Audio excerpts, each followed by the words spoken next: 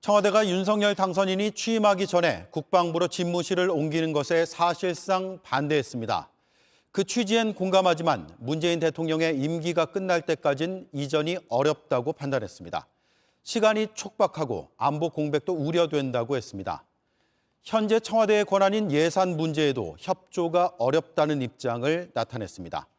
임기 마지막 날까지 군 통수권자는 문재인 대통령이란 점도 분명히 밝혔습니다. 이 기조가 바뀌지 않으면 취임 첫날 용산 집무실로 출근하겠다는 당선인의 구상은 불가능해집니다. 첫 소식 강희영 기자입니다. 문재인 대통령은 오늘 청와대 이전 문제를 놓고 국가안전보장회의 확대관계 장관회의를 열었습니다. 청와대 입장은 이 회의가 끝난 직후 나왔습니다. 윤석열 당선인의 용산 집무실 이전 계획은 무리라고 못 박았습니다. 촉박한 시일 안에 국방부와 합참, 대통령 집무실과 비서실 등 보좌기구, 경호처 등을 이전하겠다는 계획은 무리한 면이 있어 보입니다. 현 청와대를 중심으로 설정된 비행금지 구역 등 방어 체계를 조정해야 하는 문제도 지적했습니다.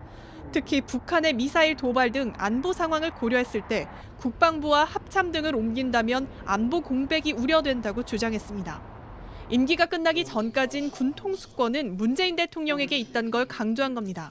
군 통수는 현 정부와 현 대통령의 내려놓을 수 없는 책무입니다. 국방부와 합참, 관련 기관 등은 마지막 순간까지 흔들림 없이 임무에 임해주기 바랍니다.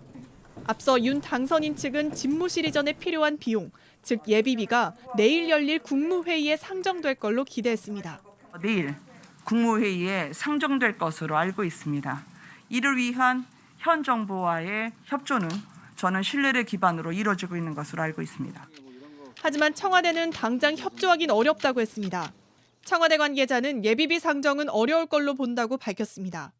청와대가 거부 방침을 밝히면서 취임 첫날 용산 집무실로 출근하겠다는 윤 당선인의 구상은 사실상 불가능해졌습니다.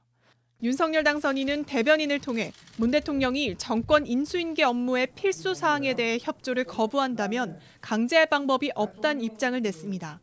JTBC 강연입니다.